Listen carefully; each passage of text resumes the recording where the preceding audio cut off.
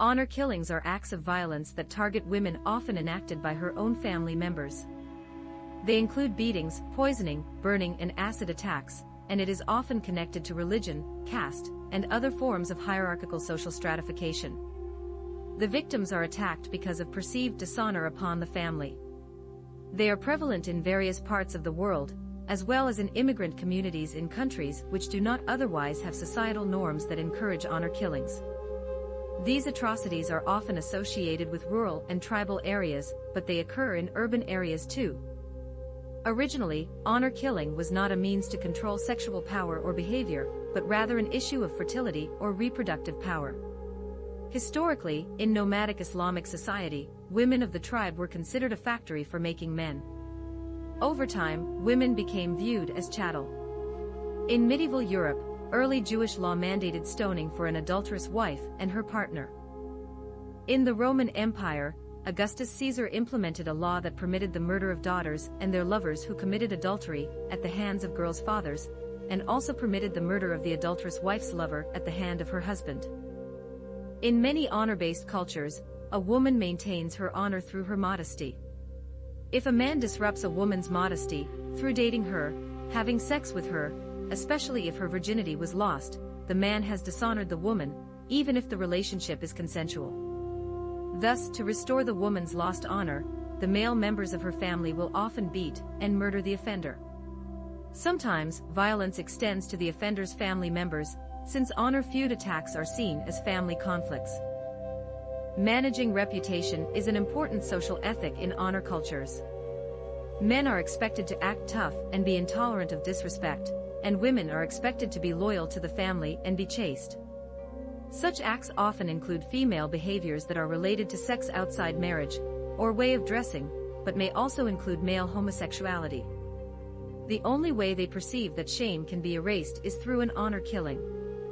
The cultures in which honor killings take place are usually considered collectivist cultures, where the family is more important than the individual, and individual autonomy is seen as a threat to the family and its honor.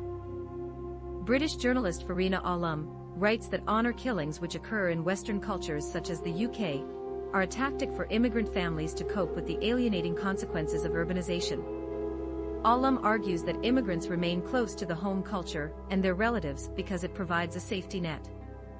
In September 2003, 17-year-old Shafilia Ahmed, a British-Pakistani girl, was murdered by her parents in a suspected honor killing, due to their belief that she had become too westernized. She had turned down a suitor in a forced marriage earlier that year. 6 months later, her dismembered remains were found.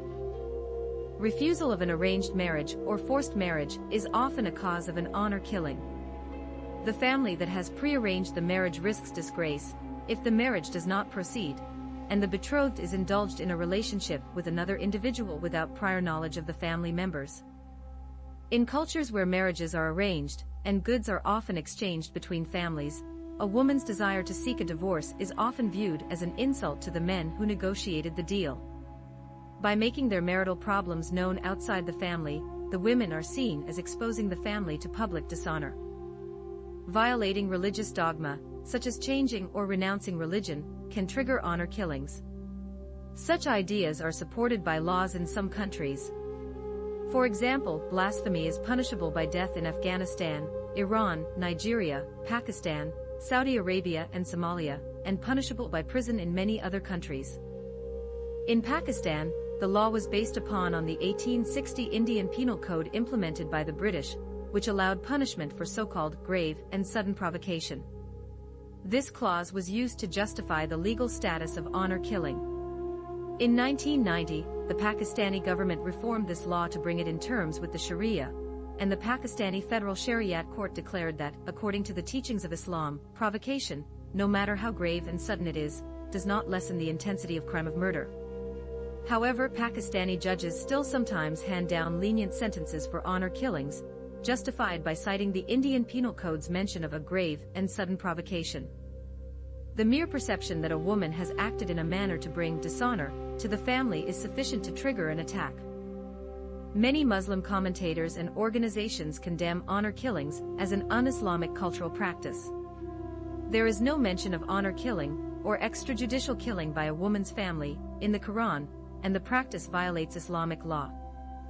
Honor killings are planned by multiple members of a family, sometimes through a formal family council.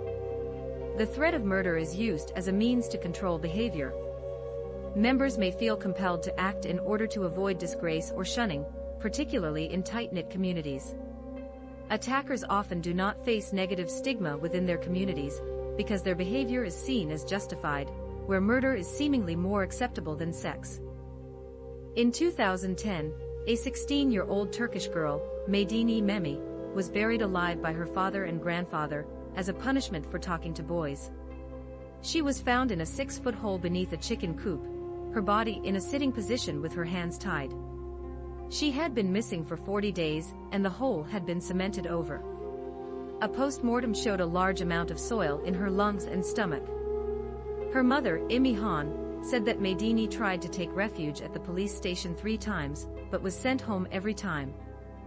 Women who have been raped are also considered to have brought dishonor or disgrace to their families. In many cultures, victims of rape face severe violence from their families and relatives. This is especially the case if the victim becomes pregnant. Central to the code of honor is a woman's virginity, which must be preserved until marriage. Suzanne Ruggie, a reporter for the Jerusalem Time, writes that there is a prevailing archaic ideology that a woman's virginity is the property of the men around her. First her father, later a gift for her husband, a virtual dowry as she graduates to marriage.